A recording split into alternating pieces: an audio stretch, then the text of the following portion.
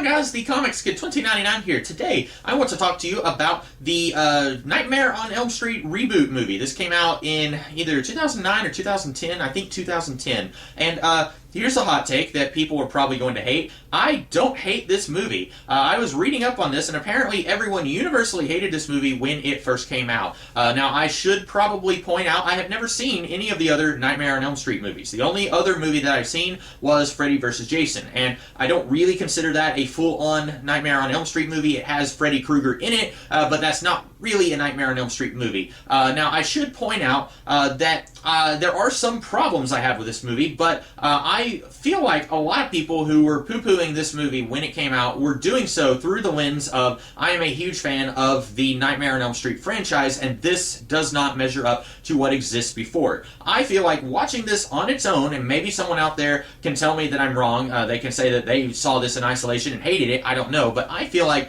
watching this by itself without a whole lot of experience with the character Freddy Krueger and the Nightmare on Elm Street franchise, I think this movie holds up. I think that it's better than the Friday the 13th reboot that came out from the same company, also produced by Michael Bay, although that movie is better than the Friday the 13th movies that I've seen, so I guess it has that going for it. But basically, I guess I should say who all's in this. This has got Rooney Mara, sister of Kate Mara. I don't know anything else that Rooney Mara is in, but she's like a big-time actress. She's won awards and stuff. This is the only thing that I've seen her in. This has got the guy who played the Flash in Smallville. I knew I recognized him from somewhere, and then I was looking up stuff, and finally I see on his credits Smallville, and I'm like, that's it. This has got Thomas Dekker from Heroes and the Sarah Connor Chronicles. I think he's really good here. And then also we have Kellen Lutz, who, if I'm not mistaken, I think he was in the movie Immortals.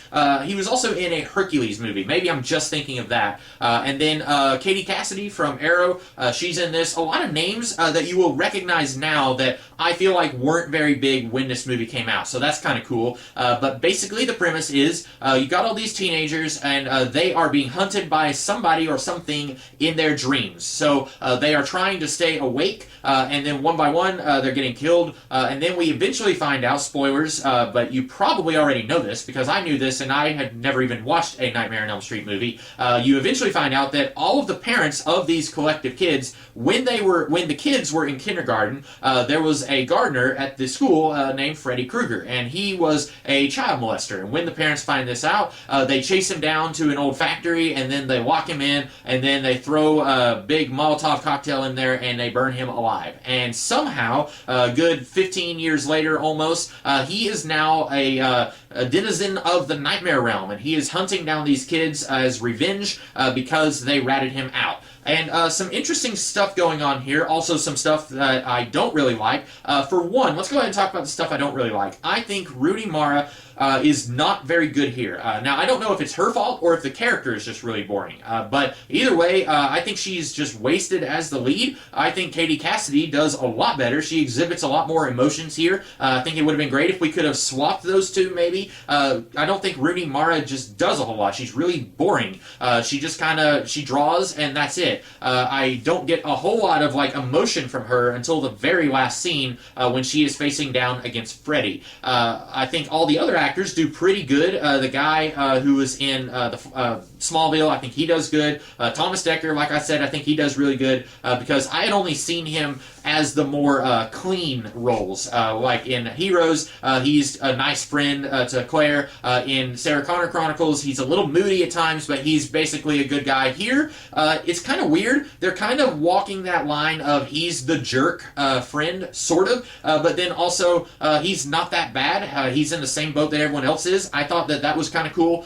So anyway, I'm trying to think if there's anything else that's really weird about this. You know what is weird? And maybe this is a problem with the Nightmare on Elm Street films in general.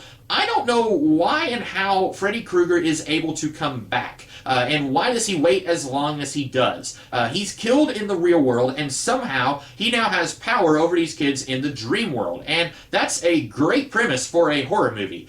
You are not allowed to go to sleep, and if you do, then you are probably going to die. And so all of these kids are sleep deprived, they're going days without sleep, and they're failing because it's impossible to not sleep. All of that stuff is perfect, ripe for lots of horror stuff that you can play around with. But why? Why is this happening? Why does Freddy Krueger have power in the dream world? Did Satan decide, you know, I like you, Freddy, I'm going to give you some power in the dream world? We don't have an explanation for that. And this is a slasher franchise that has always had supernatural elements, going back to the very first Nightmare on Elm Street movie. You look at some of the other big powerhouses in the slasher film franchise, like Halloween and Friday the 13th, those characters eventually got power boosts, and they had more supernatural elements thrown in. In Halloween 4, Michael Myers is able to stick his thumb in a guy's skull.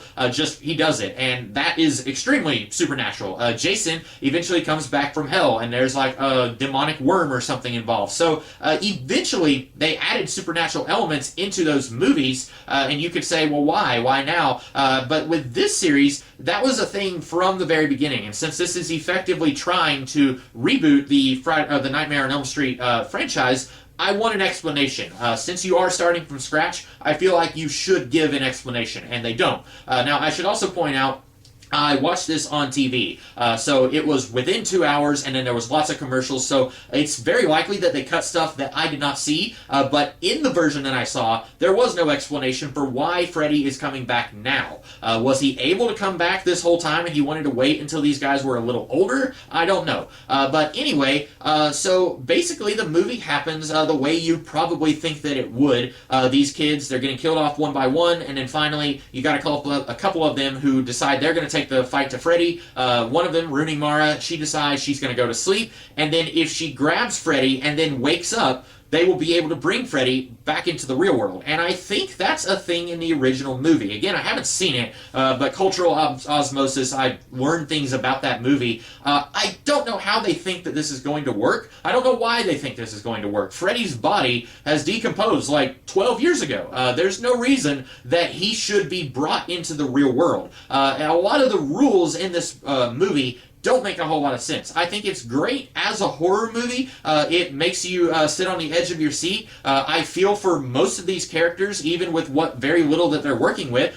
So I like all of that. But I feel like the rules for a horror movie are very important. You want to know what's at stake, and you want to know why things are happening. And a lot of that is a little confusing to me. Anyway, I don't have a whole lot else to say about this movie. I liked it. I'm not really sure what people were complaining about, other than like maybe Rooney Mara just being very bland. And again, I don't know if that's her fault or if that's the character itself just not having any dimension at all. I don't know. But I liked it. I think the guy, Jackie Earle Haley, who played Rorschach in the Watchmen movie, he plays Freddy Krueger. I like him. Apparently, I'm assuming people didn't like him because he's not very funny. The other guy, what's his name, who played Freddy in every other Freddy appearance, he had a little bit more funny lines, as I understand it. I'm going to go ahead and give another hot take. I don't think a child molester needs to be funny, so I think that it was a wise choice to portray him a little bit more seriously, a little darker. He gets a few lines, but by and large, he is scary. And when I watch a horror movie, I want to be scared. I don't watch horror movies all the time, but when I do, I want to be scared. I don't want to be laughing.